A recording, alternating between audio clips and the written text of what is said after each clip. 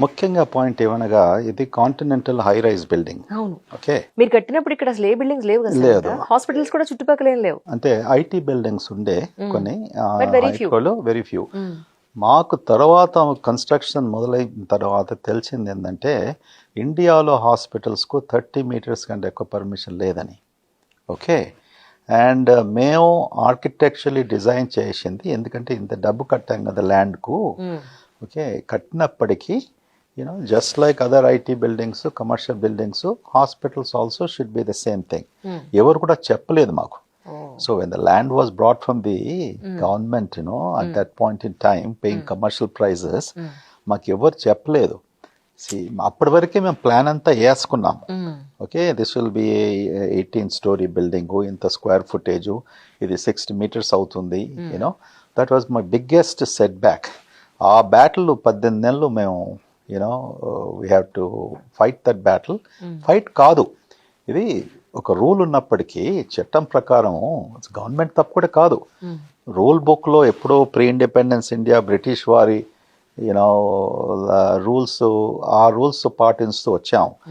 వచ్చినప్పటికీ నేను అనుకునేది ఆ సమయం అప్పుడు ఆ టైంలో, ఇప్పుడు ముంబైలో హాస్పిటల్స్ జస్లోక్ అనేది పెద్దగా ఉంది, కొత్త కట్టింది. మన ఢిల్లీలో మేదాంత హాస్పిటల్ నరేష్ ట్రయాన్ గారు, అది 60 మీటర్స్ పైన ఉంది. సో మేము అన్నది వీళ్ళందరూ కట్టారు కదా, మళ్ళీ వై ఇస్ దట్ ఎక్సెప్షన్ అంటే వాళ్ళు చెప్పారు they did that unofficially. Okay, they were able to do it unofficially, and but that permission was not here మన స్టేట్లో. సో బట్ ద గవర్నమెంట్ మాతో సహకరించింది. ఇవన్నీ చేయండి మీరు అంటే government appointed agency, then IAS officers ఈ స్టడీ చేసి రిపోర్ట్ తయారు చేయండి, మళ్ళీ బయట నుంచి రిపోర్టు, ఇండిపెండెంట్ రిపోర్ట్స్, ఇవన్నీ రిపోర్ట్స్ చేసిన తర్వాత హై రైజ్ హాస్పిటల్కు మేము అప్పటికీ మేము international rules and guidelines పాటించాం. అనగా for example simply put floor to height ceiling 4 metres ఉండాలి. Okay, this is international standard. Hardly there was any hospitals ఆ టైంలో ఈ స్టాండర్డ్స్ ఫాలో చేశారు. సో ఇదంతా చేసినప్పటికీ ఈ రిపోర్ట్స్ అని వచ్చిన తర్వాత ఇది క్యాబినెట్ డెసిషన్కి వెళ్ళింది. ఓకే, అండ్ డెసిషన్కి వెళ్ళినప్పుడు అప్పుడు జియో వచ్చింది. అండ్ మేము ఎంత సంతోషించామంటే మాకు వచ్చింది కాదు, ఒక దేశంలోనే కొత్త క్రైటీరియా తీసుకొచ్చి హై రైజ్ హాస్పిటల్స్కు రూల్స్ ఎలా ఉండాలి, దానికి రెగ్యులేషన్స్ ఎలా ఉండాలి, ఫైర్ పాలసీస్ ఎలా ఉండాలి, we were the ones we reformed it. Okay, మేము డబ్బు ఖర్చు పెట్టాము ఈ కన్సల్టెంట్స్ అందరికి కూడా. Government was very happy. మన జియో తీసుకెళ్ళేసి హర్యానా గవర్నమెంట్, మహారాష్ట్ర గవర్నమెంట్ వాళ్ళందరూ కూడా ఇంప్లిమెంట్ చేయడం మొదలుపెట్టారు. So this is the challenge. నేను అన్నా కదా, I like challenges, I don't want to fail. సరే, గవర్నమెంట్ ఇలా ఇన్ని రోజులు ఆపారు, ఎందుకంటే బ్యాంక్ నుంచి డబ్బు తీసుకున్నప్పటికీ మీ సొంత డబ్బు పెట్టినప్పటికీ ఇంట్రెస్ట్ ఖరీదు ఎంత అవుతుందండి. Delay of the project is an unfortunate thing. Correct. నేను అనుకుంటాను నా చోట ఇంకెవరన్నా ఉన్నా కూడా వాడు నెక్స్ట్ ఫ్లైట్ తీసుకెళ్లేసి మంచిగా శుభ్రంగా అమెరికా వెళ్ళిపోతాడు. ఎందుకు వచ్చిందిరా బాబు ఇదంతా ఇక్కడ ఎందుకు? నేను అదే కదా సార్, ఎందుకంటే ఎంత మంది డాక్టర్లు ఇంటర్వ్యూ చేశాక ఇక్కడ బిజినెస్ నాట్ ఓన్లీ హాస్పిటాలిటీ ఉన్న ఇండస్ట్రీస్ కానీ హోటల్స్ కానీ ఏదైనా మనం తీసుకుంటే సర్వీస్ పార్ట్ లో మనం తీసుకున్నట్టయితే ఆ సెక్టార్ లో అమ్మ బాబాయ్ అంజలి గారు ఇక్కడ పెట్టడం అంత ఈజీ కాదండి. అసలు ప్రతి చోట మాకు ఇన్ని ఎదురు దెబ్బలు తగిలాయని ఎండ్ ఆఫ్ ది డే అది ఓపెనింగ్ అయ్యేటప్పటికి వాళ్ళు ఎంత అలసిపోతున్నారంటే అంత అలసిపోతున్నారు. అంజలి, ఇంకొక ముఖ్యమైన విషయం అంటే మా వలన తర్వాత వచ్చిన హై రైజ్ హాస్పిటల్స్ కూడా వాళ్ళు మేము చేసిన కష్టం, మా వలన వచ్చిన జియో ప్రకారం వాళ్ళు కన్స్ట్రక్ట్ చేయగలిగారు. ఇప్పుడు వాళ్ళందరితో రాయల్టీ అడగాలి కదా. ఇప్పుడు ఒక మంచి మూవీ తీసినప్పటికి డిస్ట్రిబ్యూటర్ ఫీజు ఉంటుంది. ఓకే, నువ్వు బుక్ పబ్లిష్ చేస్తే వానికి జీవితం అంతా పబ్లిషింగ్ ఫీజు. సో నాకెవరు ఇస్తలేరు, మళ్ళీ మీరు రికమెండ్ చేయాలి. సార్, డాక్టర్స్ లో మీలాగా నవ్వుతూ చక్కగా రిసీవ్ చేసుకునే వాళ్ళని చాలా తక్కువ మందిని చూస్తూ ఉంటాం. వెరీ లెస్, అంటే వేళ్ల మీద లెక్క పెట్టచ్చు. చాలా మంది డాక్టర్స్ చాలా సీరియస్ గా ఉంటారు.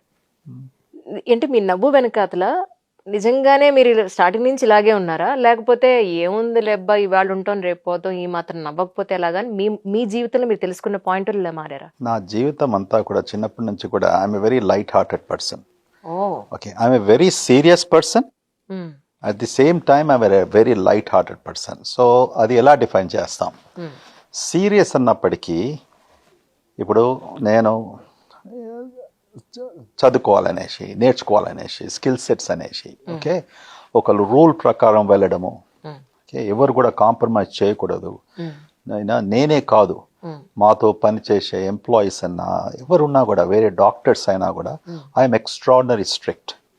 Okay, when it comes to నువ్వు వర్క్ చేయడంలో, అంటే when you're working, why can't you be happy? You know, because this is a serious profession. You know, constantly మనం ఏం చూస్తుంటాము, ఒకరికి జబ్బు, ఫ్యామిలీకి బాధ, ఖర్చు పెట్టడము, you know, this are all emotional things. ఆ ఎమోషన్లో ఆ డాక్టర్ కూడా ఎమోషన్ అయిపోయి సాడ్గా ఉంటే what kind of a treatment you going to convey? Correct కదా. మన ఏ డాక్టర్కి వెళ్ళినా కూడా, ఇప్పుడు ఐమ్ షూర్ మీరు ఎన్నో డాక్టర్లు చూడొచ్చు.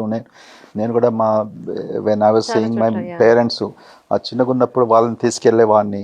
సీరియస్ డాక్టర్ అంటే నాకు ఎప్పుడు నచ్చేవాడు కాడు. వీడికి ఏంది కోపమా, లేకుంటే వీనికి అసలు వాట్ ఈస్ దిస్? ఒక డాక్టర్ చిరునవ్వుతో ఆ పేషెంట్స్ సిమ్టమ్స్ లేకుంటే ఆ హిస్టరీ అది తెలుసుకున్నప్పటికీ, ఓకే, అది సమాధానం సరిగ్గా ఇస్తూ, నవ్వుతూ ఇస్తూ, వాళ్ళు they are very happy. And I like my doctor also. నేను ఒక డాక్టర్ దగ్గరికి వెళ్ళినప్పుడు వాడు చూడకుండా ఇలా రాసుకుంటా, ఇలా రాస్తూ ప్రశ్నలు అడుక్కుంటా చిరాకు చేస్తుంది. What is this? So you give the proper time to patient అంటారు. అబ్సల్యూట్లీ. ఎప్పుడు కూడా పేషెంట్స్తో నేను ప్రతిసారి నవ్వమంటలేను. I'm not asking anybody imposing that. But అప్పుడప్పుడు చిరునవ్వు, something on your face, you know, కోపిస్ట్గా కనపడకుండా, యూనో, తొందర పెట్టకుండా, you know, give the time to the patient. And పేషెంట్స్లో కూడా అండి, there are so many points they can entertain you.